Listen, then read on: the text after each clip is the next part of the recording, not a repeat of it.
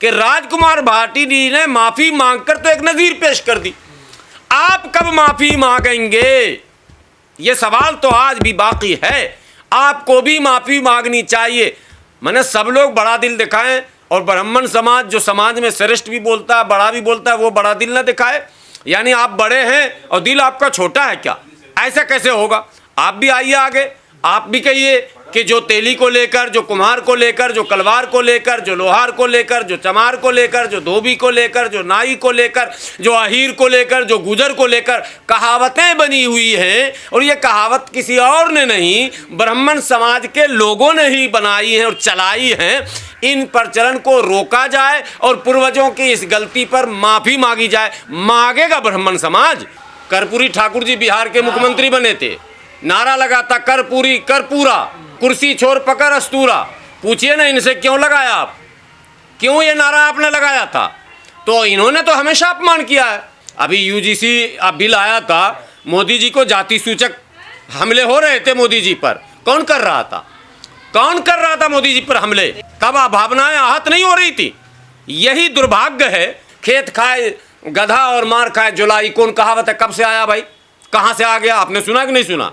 लेकिन राजकुमार भाटी का जो विरोध किया जा रहा है, उससे ज़्यादा विरोध तो सदियों से होना चाहिए, जिसका उसका तो विरोध ही नहीं किया जा रहा। आपको पता है इस देश में क्या क्या कहावतें हैं पहले पुरानी?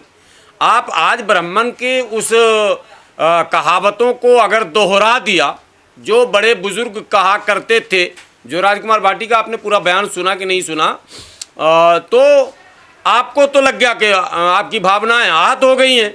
लेकिन एक नहायत घटिया जो आम लोगों की ज़ुबान पर है, चोरी चमारी, सुना आपने? चोरी चमारी, चोरी चकारी न कह के चोरी चमारी, मतलब क्या है भाई? ज़रा मतलब बताइए आप।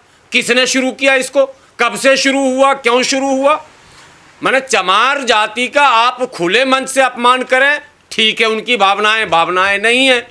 आप अगर वाल्मीकि समाज की भावनाओं को आहत करें कहावतों में जोड़कर, भावनाएं नहीं है। तेली, जो आदरणीय प्रधानमंत्री जी हमारे जिस जाति से आते हैं, तेली जाति कहा जाता है।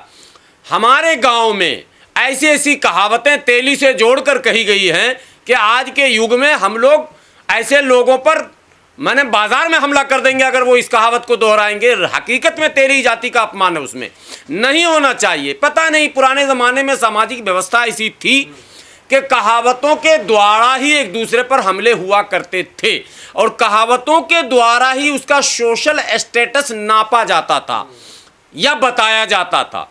तो बातें चलती हैं, कभी लेखक हों, साहित्यकार हों, वक्ता हों, डिबेटर हों, जो भी इस तरह के लोग हैं, कहावतों का जब दौर चलता है और आप जब व्यक्तिगत उनकी जाति को जोड़कर, जब अहीर गुजर और बंदर और आप जोड़ रहे हैं, तो आपका कहावत ठीक है, गुजरों की भावना आहत नहीं हो रही।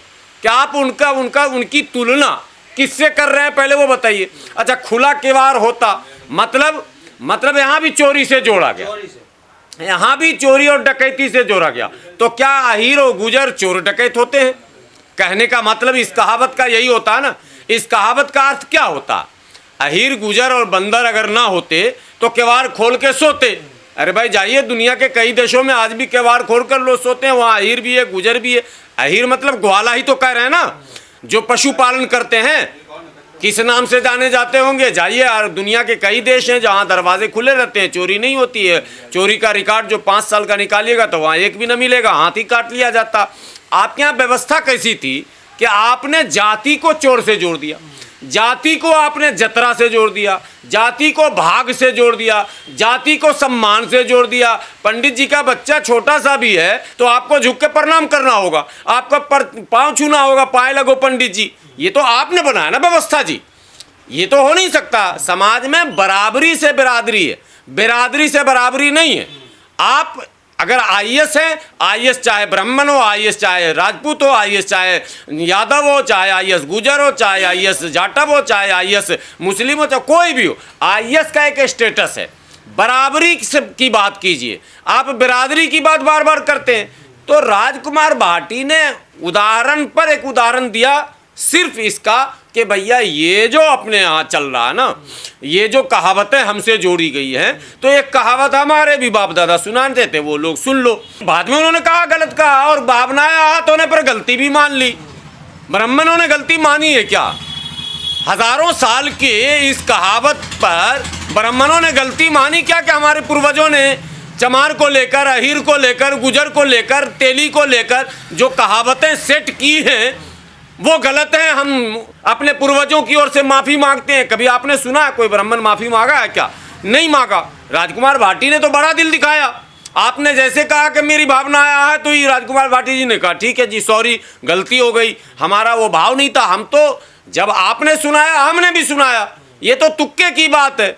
आपके भी पूर्वज सुनाते थे, जो आप सुनते सुनते हमको सुनाने लगे, तो हमारे भी पूर्वज जो पढ़े लिखे या समझदार थे उन्होंने भी सुनाया, हमने भी सुनते सुनते आपको सुना दिया। ये कोई बड़ा मुद्दा कतई नहीं है, इसको मुद्दा नहीं बनाना चाहिए। अब पॉलिटिकल लोग, कुछ पार्टियां पर्दे के पीछे से, जो वो पार्टी खास करके जिससे ब्राह्मण खुद ही नाराज चल रहे हैं, वही पार्टी इस मुद्दे को मुद्दा बना रही है। मैं समाजवादी पार्टी का कहीं से भी समर्थक नहीं हूं, लेकिन राजकुमार भाटी के कहने का भाव, समय, स्थान जो था उसमें भावनाओं के आहत होने का कोई गुंजाइश नहीं है। लेकिन फिर भी भावनाएं आहत हुई तो राजकुमार भाटी जी ने माफ़ी मांग ली है, चैप्टर क्लोज हो जाना चाहिए। लेकिन एक सवाल छोड़ते हुए चैप्टर क्लोज होना चाहिए कि राजकुमार भाटी जी ने माफ़ी मांगकर तो एक नज़ीर पेश कर दी, आप कब माफ़ी मांगेंगे? ये सवाल तो आज भी बाकी है। आपको भी माफ़ी मांगनी चाहिए। मैंने सब लोग बड़ा दिल दिखाएं, और ब्राह्मण समाज जो समाज में श्रेष्ठ भी बोलता है, बड़ा भी बोलता है, वो बड़ा दिल ना दिखाए। यानी आप बड़े हैं और दिल आपका छोटा है क्या? ऐसा कैसे होगा? आप भी आइए आगे, आप भी कहिए कि जो तेली को लेकर, जो कुम्हार को लेकर, जो कलवार को लेकर, जो लोहार को लेकर, जो चमार को लेकर, जो धोबी को लेकर, जो नाई को लेकर, जो अहीर को लेकर, जो गुजर को लेकर कहावतें बनी हुई हैं, और ये कहावत किसी और ने नहीं, ब्राह्मण समाज के लोगों ने ही बनाई हैं और चलाई हैं। इन प्रचलन को रोका जाए और पूर्वजों की इस गलती पर माफ़ी मांगी जाए। मांगेगा ब्राह्मण समाज? ये भी एक सवाल है, और ये होना चाहिए। ये डिमांड गुजरों को करना चाहिए, लेकिन यहाँ दुर्भाग्य गुजर भी राजकुमार भाटी के खिलाफ आ गए। ये डिमांड यादवों को करना चाहिए, ये डिमांड जाटवों को करना चाहिए कि ब्राह्मण समाज हमसे माफ़ी मांगे। इतने दिनों तक ये अपमान क्यों किया गया हमारे समाज का? लेकिन नहीं हो रहा, अब क्या कीजिएगा। लेकिन हमारी तो डिमांड है। हम तो ब्राह्मण समाज से कहते हैं कि ब्राह्मण समाज को चाहिए आगे आकर अपने पूर्वजों के द्वारा थोपे गए इस अपमानजनक कहावतों और मुहावरों पर लगाम लगाने के लिए माफ़ी मांगा जाए सार्वजनिक रूप से, और कहा जाए कि आइंदा ऐसे तमाम मुहावरों और कहावतों पर पूर्ण रूप से विराम लगाया जाएगा।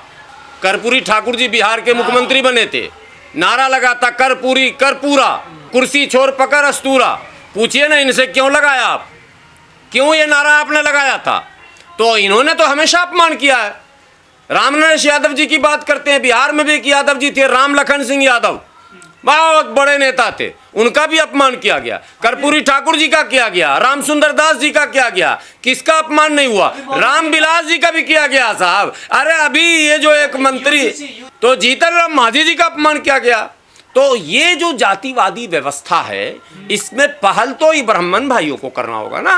विश्वास जाने ये तो आरएसएस का कमान है भारतीय जनता पार्टी पर कि लोग चुप्पी साधे हैं, नहीं तो मोदी जी को भी ये न बख्शें। अभी यूजीसी बिल आया था, मोदी जी को जाति सूचक हमले हो रहे थे मोदी जी पर। कौन कर रहा था? कौन कर रहा था मोदी जी पर हमले? कब भावनाएं आहत नहीं हो रही थी?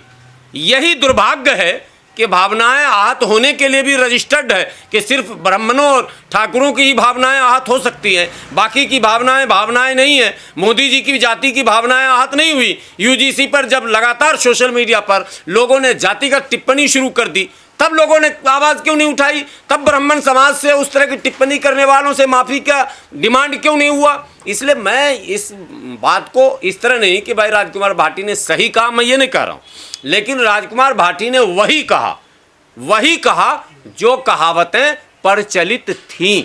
इसलिए प्रचलित कहावतों पर विराम लगे, सबके भावनाओं को बचाया जाए, सबके भावनाओं का आदर और सम्मान किया जाए। सब बराबर हैं, सब इंसान हैं, सभी जातियों का कोई ना कोई पेशा है, कोई काम है, कोई जुड़ाव है, सामाजिक लगाव है। उसको अगर उसके अनुसार धोबी को गधे से जोड़ देना, जुल्हे को खेत से जोड़ देना, मैंने अजीब अजीब कहावतें हैं। खेत खाए गधा और मार खाए जुलाई, कौन कहावत है? कब से आया भाई, कहाँ से आ गया? आपने सुना कि नहीं सुना? अब खेत खाए गधा, पहली बात तो गधा बेचारा खेत खाने जाता ही नहीं है, वो तो बेचारा जानवर है, खाता तो ज़्यादातर बैल, गाय, भैंस, नील गाय, बकरी चरती है। लेकिन कहावत देखिए, एक तीर से कई शिकार। अब मार खाए जुल्हा, भाई गधा से जुल्हा का क्या रिश्ता था? कोई रिश्ता ही नहीं था। लेकिन इन लोगों ने जो कहावतें बनाई हैं, सारी कहावतें ऐसी हैं जो अपमानजनक हैं। लेकिन ये माफ़ी नहीं मांगेंगे, दूसरों से माफ़ी मंगवाते रहेंगे, ऐसे नहीं चलेगा। जितने मुहावरे हैं, जितने भी मुहावरे हैं, मुहावरे जो है वो ये थे कि आपने अपमान के लिए कोई मुहावरा हमारी जाति पर लगाया तो उस जाति के भी पढ़े लिखे समझदार लोग कोई तुकबंदी करते थे, तुकबंदी कविता टाइप की, उसको प्रचलित कर देते थे। वही प्रचलन चलता रहा, लेकिन स्वतंत्र भारत में इसके लिए जगह नहीं है समाज में, ये आप जान लीजिए। देखिए, दरअसल राजकुमार भाटी एक समाजवादी विचारधारा के नेता हैं और राजकुमार भाटी इस वक्त भारत में टीवी पैनलिस्ट जितने भी हैं, जो टीवी डिबेट पर जाते हैं या सोशल मीडिया पर अपनी बात रखते हैं, मुझे लगता है राजकुमार भाटी से ज़्यादा तार्किक बात रखने वाले कम ही लोग हैं। ऐसा मैं नहीं कह रहा हूँ कि और लोग नहीं हैं, कम ही लोग हैं।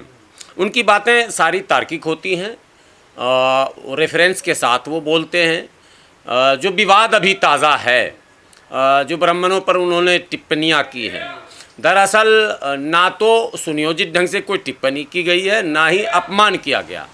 बिल्कुल सीधी सी बात मैं कह रहा हूँ। मैं अगर ये कहूँ कि मैं राजकुमार भाटी के साथ हूँ, ये भी पक्षपात हो जाएगा।